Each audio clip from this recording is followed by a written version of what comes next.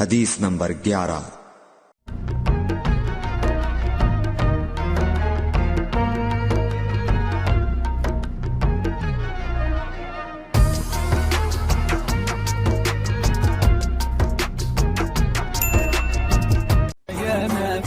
سلام عليك يا رسول، سلام عليك يا حبيب، سلام عليك صلوات الله عليك۔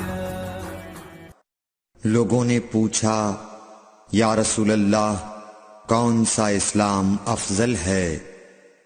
تو نبی صلی اللہ علیہ وسلم نے فرمایا وہ جس کے ماننے والے مسلمانوں کی زبان اور ہاتھ سے سارے مسلمان سلامتی میں رہیں۔